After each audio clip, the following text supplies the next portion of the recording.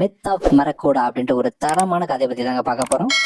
முடிச்சா பக்கம் ட்ரை பண்ணுங்க, பிடிச்சது லைக் பண்ணுங்க. வாங்க இப்ப அந்த படத்தோட ஒன்லைனர் பாத்துருவோம். ஒரு ஊர் தலைவரோட பையன் மரக்கோடா அவனோட அப்பாவுக்கு பிடிச்ச மாதிரி ஒரு பெரிய வீரனாக முடியாம முடிச்சிட்டு இருக்கான். ஒரு கட்டத்துல தன் தகுதி நிரூபிக்கிறதுக்காக ஒரு மர்ம காட்டுக்குள்ள கிளம்புறான். அங்க ஸ்பேஸ்ல இருந்து வந்து ஒரு வினோதமான பறவை சந்திக்கிறான். 2 பேரும் சேர்ந்து காட்டுக்குள்ள சாகசத்துல இறங்குறாங்க. ஆனா எதிர்பாராத விதமா அந்த பறவை மரக்கோடாவோட அப்பாவை ஒரு குட்டி பொம்மை சைஸுக்கு மாத்திருது. இனி என்ன நடக்க போகுது, மரக்கோடா எப்படி தான் அப்பாவை பழையபடி கொண்டு வர போறான், தாங்க அந்த மாயாஜால உலகத்துக்குள்ள போய் பாத்துருவோமா. படத்தோட ஓப்பனிங்ல ஒரு அமைதியான ராத்திரி நேரம், எல்லாரும் தூங்கிட்டு இருக்கிறப்போ திடீர்னு வானத்தை பொழந்துகிட்டு ஒரு பயங்கரமான ஒளிக்கோடு பூமிக்குள்ள வந்து பாயுது. ஏதோ ஒரு விசித்திரமான விண்கல் வந்து விழ அந்த இடமே அப்படியே அதிருது. ஒரே புகை மண்டலமா இருக்கிற அந்த பள்ளத்துல இருந்து மெதுவா ஒரு உருவம் வெளியே வர, அதுதான் நம்ம கதையோட ஹீரோ டேங்க். பாக்குறதுக்கு ஒரு பறவை மாதிரியே இருக்கிற ஒரு ஏலியன் நம்ம எங்க இருக்கிறோம் அப்படின்னு புரியாம முழிச்சிட்டு இருக்குது. அப்பதான் அந்த பயங்கரமான சம்பவம் நடக்குது. அந்த பக்கமா இருக்கிற சில காட்டு மிருகங்க பசியோட ஹீரோவை நோக்கி வருதுங்க. ஹீரோவும் என்ன பண்றான், ரொம்ப மரியாதையா அந்த மிருகம் கிட்ட பேச்சு கொடுத்து பாக்குறான். நண்பர்களே, இது என்ன கேலக்சி, நான் எங்க இருக்கிறேன் அப்படின்னு கேக்குறான். ஆனா பாவம் அந்த மிருகங்களுக்கு மொழி தெரியுமா, அதுங்களோட பார்வையினமோ ஹீரோ ஒரு ருசியான சாப்பாடு, அவ்வளவுதான். உடனே அந்த மிருகங்கள்லாம் அப்படியே அவனை சுத்தி வளைச்சிட்டு உருமுது. பயந்து போன ஹீரோ, இங்க பாருங்க கிட்ட வராதீங்க அப்படின்னு கத்திக்கிட்டு பின்னாடி போறான். ஆனா அந்த மிருகங்க அவனை விடுறதா இல்ல. ஹீரோவும் வேற வழி இல்லாம தனக்குள்ள இருக்கிற ஒரு சீக்ரெட் பவரை வெளியே எடுக்கிறான். அதுதான் பிங்க் பிரீத். அதாவது அது வாயில இருந்து ஒரு இளஞ்சிவப்பு புகையில அந்த மிருகங்க மேல அப்படியே வீசி எறியறான். அடுத்த நொடியே ஒரு மேஜிக் அங்க நடக்குது. அந்த காட்டு முன்னாடி மிருகங்களோட கண்ணுல ஒரு அறிவு ஒளிவட்டம் தெரியுது. ஆக்சுவலா அந்த புகையினால அதுங்களுக்கு புத்திசாலித்தனம் எக்கச்சக்கமாயிடுச்சு. ஆனா ஒரு பெரிய ட்விஸ்ட் என்னன்னா, அந்த புத்திசாலித்தனம் அந்த மிருகங்களை இப்போ இன்னும் டேஞ்சரா மாத்திருச்சு. இவனை இன்னும் எப்படி பிளான் பண்ணியெல்லாம் சாப்பிடலாம் அப்படின்னு அதுங்க பேச ஆரம்பிச்சிருச்சுங்க. உடனே ஹீரோ அங்கிருந்து சூதானமா ஒரு வழியா தப்பிச்சு காட்டுக்குள்ள தலை தெறிக்க ஓடுறான். எனக்கு கதை இப்ப அப்படியே கட் ஆகி ஒரு பழைய கற்கால பழங்குடி மக்கள் பக்கம் திரும்புது. சாப்பாட்டுக்கும் இடத்துக்கும் கஷ்டப்பட்டு இருக்கிற அந்த மக்கள் ஒரு வழியா ஒரு பாதுகாப்பான இடத்தை கண்டுபிடிச்சு செட்டில் ஆகுறாங்க. இவங்க கூட்டத்துல இருக்கிற ஒரு துடிப்பான பையன் தான் மார்க்கோட்டா அப்படின்ற ஒரு பையன். இவன் கூடவே யானையும் ஆட்டியும் கலந்து உருவாக்கின கலப்பன மாதிரி ஒரு விசித்திரமான மிருகமும் இவன் கூட இருக்கு. மார்க்கோட்டா காட்டுக்குள்ள போகும்போது ரொம்ப அழகா ருசியா இருக்கிற சில பழங்களை மரத்துல பாக்குறான். அதை பறிக்கும் போதுதான் தற்செயலா தரையில ஒரு மின்னக்கூடிய ஒரு கல்லை பாக்குறான். அது ஏதோ மந்திரங்கள் மாதிரி தெரியுது. ஆனா உண்மை என்னன்னா, அதுதான் ஹீரோ டேங்க் வந்த விண்கலத்தோட ஒரு சிறு பகுதி. உடனே மார்க்கோட்டா ரொம்ப பெருமையா அந்த பழத்தையும் அந்த விசித்திர கல்லையும் எடுத்துட்டு தன்னோட கூட்டத்துக்கிட்ட ஓடி வரான். தன் கூட்டத்துக்கு சாப்பாடு கிடைச்சிருச்சு அப்படின்னு அவன் நினைக்கும் போதுதான் அங்க இருக்கிற பாட்டி அதை பார்த்துட்டு அலறாங்க. அவங்க முகம் அப்படியே வெளுத்து போயிடுது. மார்க்கோட்டா, இது சாதாரண பழம் இல்ல, இது உயிரியே குடிக்கக்கூடிய பயங்கரமான விஷப்பழம் அப்படின்னு சொல்லிட்டு இருந்தும் விஷப்பழம்னு தெரிஞ்சும் அந்த இடமே அப்படியே அலுவலப்படுது. மார்க்கோட்டா ஏதோ நல்லது பண்ண போய் கடைசியில அவனுக்கே பார்த்து வினையா வந்துருச்சு. இதை பார்த்து அவனோட அக்காக்காரி சும்மா இருப்பாளா, என்னடா தம்பி இப்படி ஒரு முட்டாள்தனமான வேலையை பண்ணிட்டா அப்படின்னு எல்லாரும் முன்னாடி அவனை அசிங்கப்படுத்திடுறான். கரெக்டா அப்பதான் வராரு என்னோட அப்பங்காரன். மனுஷன் செம்ம ஸ்ட்ரிக்ட். தன்னோட பையன் முகத்துல இருக்கிற அந்த ஏமாற்றம் அவரோட முகத்துல அப்படியே தெரியுது. உடனே மரியாதையா அந்த பழத்தை தூக்கி எறிடா அப்படின்னு சொல்லிட்டு கத்துறாரு. அந்த வார்த்தை மார்க்கோட்டாவோட மனசை ரொம்ப பாதிச்சிருச்சு. நிலைமை சரி பண்ண என்ன பண்றாரு, ஒரு புது ரூல்ஸ் ஒண்ணு அறிமுகப்படுத்துறாரு. இனிமே யாரும் என்கிட்ட பெர்மிஷன் கேட்காம யாரு எதையுமே சாப்பிடக்கூடாதுங்கிற ஒரு ஃபர்ஸ்ட் ரூல் ஒண்ணு போடுறாரு. அடுத்ததா தற்காப்புக்காக பொறி வைக்க கத்துக்கணும்னு சொல்றாரு. ஆல்ரெடி அவங்களோட கூட்டத்துல இதுல கை தேர்ந்த செம்மையான ஒரு கிளாடி இருப்பான் போல. உடனே அவர் சொன்ன மாதிரி ஒரு பொரியை செஞ்சு காட்டி மார்க்கோட்டாவோட அப்பா கிட்ட பாராட்டு வாங்கிட்டான். இதை பார்த்ததும் மார்க்கோட்டாவுக்கு மனசுக்குள்ள ஒரு ஓரமா சொல்லி என்ன வலிக்குது, நம்மளை விட இவனுக்கு இவ்வளவு முக்கியத்துவமா அப்படின்னு நினைக்கிறான். அப்பதான் அந்த 3வது முக்கியமான சட்டமும் வருது, நெருப்பை எக்காரணத்தை கொண்டும் அணைக்க கூடாதுன்னு. அண்ட் கடைசியா தான் ஒரு வழியா மார்க்கோட்டாவுக்கு ஒரு சான்ஸ் கிடைக்குது. அதாவது அந்த அணையக்கூடாதுன்னு நெருப்பு பாதுகாக்கிற பொறுப்பு அவன்கிட்ட தான் வந்தது. அண்ட் இந்த முறை எப்படியாவது அப்பங்காரட்ட நல்ல பேர் வாங்கணும்னு நெருப்புகிட்டயே உட்காந்துட்டு இருக்கிறான். ஆனா அந்த பக்கமா போன சில வண்டுகளை பார்த்ததும் நம்ம ஆளுக்கு ஆர்வம் தாங்கல. கடமையை மறந்துட்டு அந்த வண்டுக்கு பின்னாடி ஓடி விளையாட ஆரம்பிச்சிட்டான். ஆக்சுவலா இதையத்தான் இந்த கதையோட வில்லனும் எதிர்பார்த்துட்டு இருந்தான் போல. மார்க்கோட்டா இல்லாத நேரமா பார்த்து யாருக்கும் தெரியாம வந்து அந்த நெருப்பு மொத்தமா அணைச்சிட்டு எஸ்கேப் ஆயிடுறான். அங்க வந்த பாட்டி நெருப்பு அணைச்சதை பார்த்து அலறாங்க. ஓடி வந்து பாக்குற மார்க்கோட்டாவும், விடுங்க பாட்டி, நான் இதை ஈஸியா பார்த்து வச்சிடறேன் அப்படின்னு அசால்ட்டா அதை சொல்றான். ஆனா இது எவ்வளவு பெரிய ஆபத்துன்னு அவனுக்கு அப்ப தெரியல. அப்பதான் அந்த இடத்துக்குள்ள ஒரு மர்மமான உருவம் ஒண்ணு வருது. உடம்பு முடுக்க முடிவளர்ந்திருக்கிற ஒரு ராட்சச மனுஷன். அவன் ஒரு டீல் பேசுறான். நான் உங்களுக்கு நெருப்பு தரேன், ஆனா அதுக்கு பதிலா உங்க இனத்துல இருக்கிற ஒரு பொண்ணு எனக்கு கல்யாணம் பண்ணி வைக்கணும்ன்றான். இதை கேட்டதும் எந்த பொண்ணு கல்யாணம் பண்ணி கொடுக்க சொன்னானோ அந்த பொண்ணு செம கடுப்பாயிடுது. உடனே பாட்டியும், என்னடா என் பேத்திய பொண்ணு கேட்டு வந்திருக்கேன்னு அவங்களுக்கு கடுப்பாக்கி விடாம கிண்டல் பண்ணி அவனை துரத்திடுறாங்க. பதிலுக்கு அவனும், பாக்கலாம் குளிர்காலம் வரப்போகுது, நெருப்பு இல்லாம என்கிட்ட வராம வந்துருவீங்களா, வந்து எப்படி கெஞ்ச போறீங்க பாருன்னு சாப விட்டுட்டு போயிடுறான். சரி, இப்ப மார்க்கோட்ட இந்த மாதிரி எல்லாம் பண்ண விஷயம் அவனோட அப்பங்காரனுக்கு தெரிஞ்சு போச்சு. அவ்வளவுதான், அந்த ஆளு சும்மாவே கத்துவாரு, இப்ப கண்டபடி அவனை திட்டிடுறாரு. டேய், வெளிப்படையா ஒரு விஷயத்த சொல்லிட்டா, நீ பையனா இருந்தாலும் நம்மளோட முன்னோர்களுக்கு நீ ஒரு அவமானம்டா அப்படின்னு அவர் சொன்ன அந்த வார்த்தை மார்க்கோட்டாவோட மனசை சுக்கு நூறா உடைச்சிருச்சு. ஆனா அதே சமயத்துலதான் அவனுக்குள்ள ஒரு வைராகியமும் பிறகுது. நல்லா கேட்டுக்கோங்க, குளிர்காலம் வரத்துக்குள்ள கண்டிப்பா நான் நெருப்பை கொண்டு வந்துருவேன் அப்படின்னு ஒரு பெரிய சபதம் ஒண்ணு எடுத்துக்கிட்டு அந்த கூட்டத்தை விட்டு ஒரு நீண்ட தூர பயணத்துக்கு கிளம்புறான் மார்க்கோட்டா. இதை கேட்டு கூட்டத்தோட தலைவரான அவரோட அப்பாவும் தன்னோட கர்வத்தாலேயே போறான் அப்படின்னு மார்க்கோட்டாவை தனியாவும் அனுப்பி விடுறாரு. பாவம், நம்மால காட்டுக்குள்ள சாப்பாடு இல்லாம தண்ணி இல்லாம செம்மையா கஷ்டப்படுறான், நம்மளால முடியுமா அப்படின்னு அவனுக்குள்ளே சந்தேகம் வர ஆரம்பிச்சிருச்சு. ஆனா அப்பதான் அவனே எதிர்பார்க்காத ஒண்ணு நடக்குது. ஒரு லக் அவனுக்கு கிடைக்குது. திடீர்னு வானத்துல இருந்து ஒரு மின்னல் வெட்டி பக்கத்துல இருந்த மரம் பத்திக்கிட்டு எரியுது. ஆஹா, நெருப்பு கிடைச்சிருச்சு அப்படின்னு ஒரு கிளைய எடுத்துக்கிட்டு ஒரே குஷியில சந்தோஷமா அங்க இருந்து கிளம்புறான். ஆனா பாருங்க, விதி யாரை விட்டது, அவன் ஒரு 8 அடி கூட எடுத்து வைக்கல, யாருக்கோ வச்ச ஒரு குழிப்பொறியில இவன் போய் வசமா மாட்டிட்டான். அடுத்த நொடி அப்படியே காத்துல வில்லு மாதிரி சுழண்டு போய் விழ அவன் கையில இருந்த அந்த நெருப்பு நேரா போய் தண்ணிகள் விழுந்து மொத்தமா அணைஞ்சு போயிடுச்சு. அட கடவுளே, மறுபடியும் முதல்ல இருந்தா அப்படின்னு மார்க்கோட்டா மழை பெஞ்சு கிடக்குற கொட்டையில சோகமா வந்து விழுறான். அங்கதான் அந்த ஏலியன் கோழி மறுபடியும் அங்க வருது.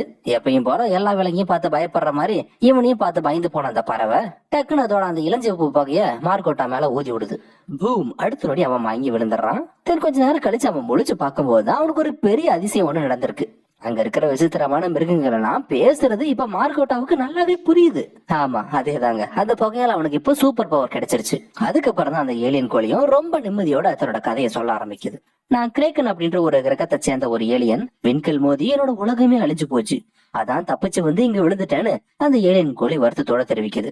இங்க பாரு, நீ என்ன வீட்டுக்கு அனுப்ப உதவி பண்ணனா உன்னோட ஆசை என்ன வேணா இருக்கட்டும், அதை நான் கண்டிப்பா நிறைவேற்றுறேன்னு சொன்னதும் மார்கோட்டாவும் கொஞ்சம் கூட யோசிக்கல ஓகே சொல்லிடுறான். ஆக்சுவலா அவன் என்ன கேட்க போறான் தெரியுங்களா, இல்ல என்ன கேட்டா தெரியுங்களா, என் அப்பங்கார என்ன மதிக்கணும், என் அக்கா கொஞ்சம் அடக்கமா நடந்துக்கணும், இவ்வளவுதாங்க அவன் கேட்டது. அதுக்கப்புறம் 2 பேரும் ஒரு புது நண்பர்களா மாறி தங்களோட பயணத்தை அங்கிருந்து தொடங்க ஆரம்பிக்கிறாங்க. சரி, அந்த பக்கம் அந்த கூட்டத்துல என்ன நடக்குதுன்னா, இந்த கதையோட வில்ல மெதுவா அந்த கூட்டத்துல உள்ள எல்லாரையும் கொஞ்சம் கொஞ்சமா பிரைன் வாஷ் பண்ணி தானே அந்த பழங்குடி கூட்டத்தோட புது தலைவன் அறிவிச்சுக்கிறான். அண்ட் அது மட்டும் இல்லாம நெருப்பையும் தானே வீரமா மீட்டு கொண்டு வந்ததா ஒரு சீனை போட்டு எல்லாரையும் நம்பவும் வச்சிடறான். ஆனா இங்கதான் கதையில ஒரு மிகப்பெரிய ட்விஸ்ட். தெரிஞ்சோ தெரியாமலையோ அந்த ஏலியன் கோழி பண்ண ஒரு வேலையால மார்கோட்டாவோட அப்பா இப்ப ஒரு குட்டி பல கால்கள் கொண்ட ஒரு பூச்சியா மாறிடுறாரு. கம்பீரமா ஒரு இனத்தையும் ஆட்சி செஞ்சுட்டு இருந்த தலைவன் இப்போ ஒரு பூச்சியா மாறினதுனால தட்டு தடுமாறி கடைசியில தன்னோட பையனோட உதவியை எதிர்பார்க்கிற நிலைமைக்கு வந்துட்டாரு. ஆக்சுவலா இவங்க 2 பேரும் ஒன்னா பயணம் பண்ணும்போதுதான் மார்கோட்டா எவ்வளவு நாள் எவ்வளவு கஷ்டப்பட்டிருக்கான்றது அவனோட அப்பாவுக்கு கொஞ்சம் கொஞ்சமா புரிய ஆரம்பிக்குது. அப்பாவுக்கும் மகனுக்கும் இருந்த அந்த இடைவெளியும் இப்பதான் மெதுவா குறையுது. அந்த ஏலியன் கோழிக்குன்னு ஒரு குறிப்பிட்ட சக்தி இருக்கு, அதை மறுபடியும் மீட்கணும்னா ஒரு மலைக்கு போகணும். அப்படி போயிட்டு இருந்த வழியில தான் அவங்களுக்கு ரொம்பவே பாசமா ஒரு கம்பளி பூச்சியும் பல எலும்பு கூட இருக்கிற ஒரு குகைகளும் அவங்களுக்கு கண்ணில் எதிர்படுது. அந்த குகைக்குள்ள போனதுக்கு அப்புறம் தான் அவங்களுக்கு ஒரு பெரிய உண்மையும் வெளிச்சத்துக்கு வருது. அந்த ஏலியன் கோழி அதை தொலைச்சு அதோட விண்கலத்தை பத்தி சொல்லுது. உடனே மார்க்கோட்டா இதை கேட்டு அப்பதான் அவனுக்கு ஒரு விஷயமும் ஞாபகத்துக்கு வருது. ஆக்சுவலா அவன் முதல்ல காட்டுல கண்டுபிடிச்ச அந்த விசித்திரமான கல் வேற எதுவும் கிடையாது, இந்த ஏலியன் கோழி இவ்வளவு நேரமா தேடிக்கிட்டு இருந்த அந்த விண்கலத்தோட ஒரு பார்ட்டு தான் அது. ஆனா என்னதான் ஒரு வழியா பிரச்சனை சால்வ் ஆயிடுச்சுன்னு நினைச்சாலும் அவங்களோட சந்தோஷம் ஒரு நிமிஷம் கூட நீடிக்கல. அடுத்து அங்க ஒரு பெரிய விபரீதமும் நடக்குது. ஏலியன் கோழியை தட்டு தட மாதிரி விழ போக பயத்துல அதோட வாயில இருந்து அந்த பிங்க் பிரீத் அந்த இளஞ்சிவப்பு போக மறுபடியும் அங்க இருந்த ஒரு பழைய டைனோசர் எலும்பு கூட மேல தெரியாம பட்டுருது. அவ்வளவுதான், அந்த எலும்புகள்லாம் ஒண்ணு சேர்ந்து கொகையை அடுத்த நொடி அதிர்ற மாதிரி ஒரு சத்தத்தோட உயிரோடு வந்து அப்படியே நிக்குதுங்க. வெறும் எலும்பு கூட இருந்தாலும் அதோட கண்கள்ல ஒரு விசித்திரமான சக்திகள் தெரியுது. இத பார்த்த நம்ம ஆளு மார்கோட்டாவும் அந்த ஏலியன் கோழியும் அப்படியே உறைஞ்சு போய் நின்னுட்டாங்க. அடுத்து என்ன, அந்த ராட்சத உருவம் இவங்களை அப்படியே வெறி கொண்டு துரத்த ஆரம்பிக்குது. அது வர வேகத்துக்கு பூமியே அதிருது. இவங்க 2 பேரும் உயிர் பொழைக்க தலை தெறிக்க ஓட ஆரம்பிக்கிறாங்க. இப்படியே விட்டா முதலுக்கே மோசமாயிரும்னு வேற வழி இல்லாம ஏலியன் கோழி தன்னோட முழு சக்தியையும் திரட்டி மறுபடியும் அந்த பிங்க் ஸ்மோக்க அந்த எலும்பு கூட மேல ஊதி தள்ளுது. அகைன் பூம், அந்த மேஜிக் வேலை செஞ்சிருச்சு.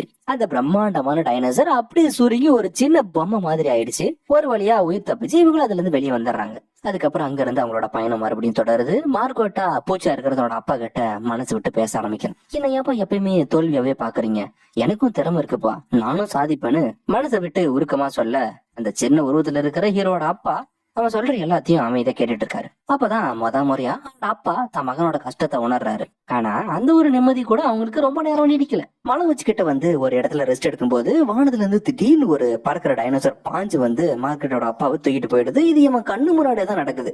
அவன் அப்படியே பார்த்துட்டு குறைஞ்சு போய் நிக்கிறான். அந்த பறவை நேரா போய் தன்னோட கூட்டுல அதோட குஞ்சுகளுக்கு அவர் இரையா போடுது. அந்த குஞ்சுகளும் அவரை சாப்பிட காத்துட்டு இருக்குங்க.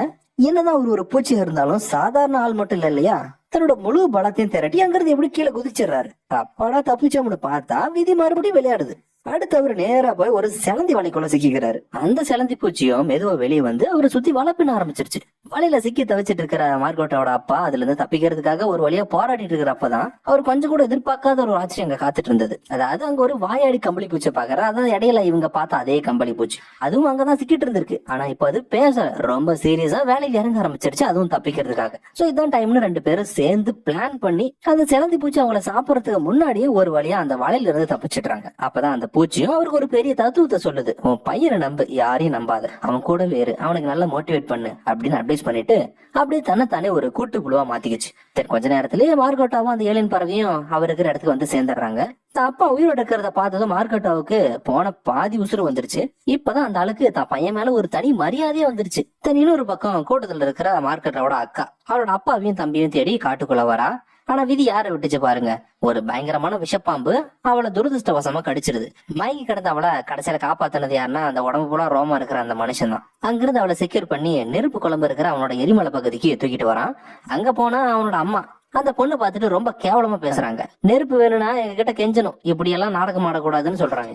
இத கேட்டதும் அங்க இருக்க அவளுக்கு ஒரு நொடி கூட மனசு இல்ல, தன்மானத்தோட அங்கிருந்து கிளம்பிடுறான். ஆனா அந்த மனுஷன் தான் இனத்தை மட்டும் இல்லாம தான் அம்மாவையும் எதிர்த்து ஓடி வந்து ஹீரோவோட அக்கா கிட்ட நெருப்ப பரிசா கொடுக்குறான். ஆக்சுவலா அவ மேல வச்சிருக்கிற பாசம் அவளுக்கு இப்பதான் புரிய ஆரம்பிக்குது. கட் பண்ணா இப்ப நம்ம கதை நம்ம ஹீரோ பக்கம் திரும்புது.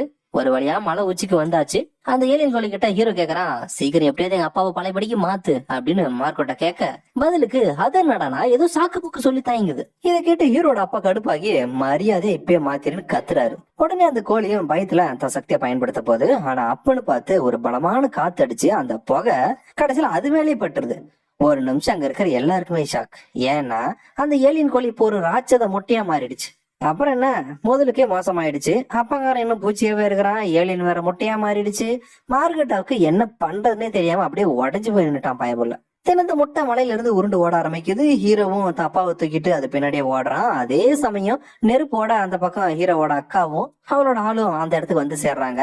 தான் அப்பா பூச்சியா இருக்கிறத பார்த்துட்டு அவளுக்கு மனசு கேட்கல, அழுக ஆரம்பிச்சிடறான். ஆனா இப்ப அந்த விளக்கம் சொல்லாமலாம் நேரம் இல்லைன்னு அப்பதான் மார்கோட்டாக்கு ஒரு விஷயம் ஞாபகம் வருது. அவன் வச்சிருந்த அந்த மந்திர கல்லு வேற எதுவும் கிடையாது, அந்த ஏலியன் கோழியோட விண்கலமே அதுதான். ஒன்ஸ் அந்த கல்ல முட்டை பக்கத்துல வச்சதும் அது பயங்கரமா ஜொலிக்க ஆரம்பிச்சிருச்சு. கடைசியா மார்க்கோட்டா நம்ம ஹீரோ ஒரு தீர்க்கமான ஒரு முடிவு எடுக்கிறான். அவங்களோட பழங்குடி மக்கள் முன்னாடி நின்னு, என் அப்பா பழையபடிக்கு மாறுற வரைக்கும் நான் தான் இந்த கூட்டத்தோட தலைவன் அப்படின்னு மாச என்ட்ரி கொடுத்து அறிவிக்கிறான். எப்பயுமே ஃபெயிலியரா பார்க்கப்பட்ட ஹீரோ இப்போ ஒரு தலைவனா மாறிட்டான். அடுத்து என்ன நடக்குது, அந்த முட்டை உடையுமா தெரிஞ்சுக்கணும்னா கிளைமேக்ஸை மட்டும் மிஸ் பண்ணாம கவனிங்க. ஹீரோ தான் தான் தலைவன்னு சொன்னதுமே அதை கேட்ட வில்ல சும்மா இருப்பானா, டக்குன்னு உள்ள பூந்து தான் சுயரூபத்தை காட்ட ஆரம்பிக்கிறான். நான் தான் நெருப்பு கொண்டு வந்து உங்களை காப்பாத்தினேன், அப்புறம் நான் தானே தலைவனா இருக்க முடியும் அப்படின்னு வாய்ஸ் அவடால் விடுறான். ஆனா இந்த சண்டை ஒரு முடிவுக்கு வரத்துக்குள்ளேயே ஒரு பயங்கரமான விபரீதங்க நடந்து முடிச்சிருது.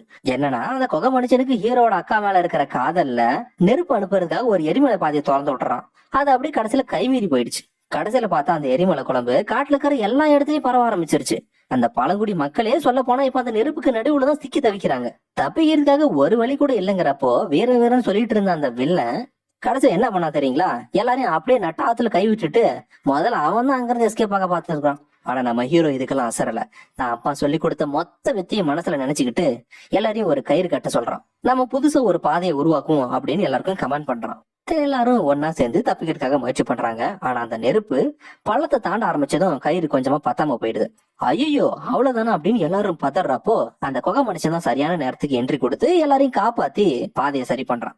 அது தொடர்ந்து மக்களும் ஒவ்வொருத்தர தப்பிக்கிறாங்க. மார்கோட்டா நம்ம ஹீரோ முதல்ல தான் அப்பாவை தூக்கி அந்த பக்கம் வீசி அவரோட உயிரை காப்பாத்துறான். ஆனா அந்த ஏலியன் முட்டையை எடுக்க மார்கோட்டா திரும்ப போறப்பதான் டப்புன்னு அந்த கயிறு அருந்துருது.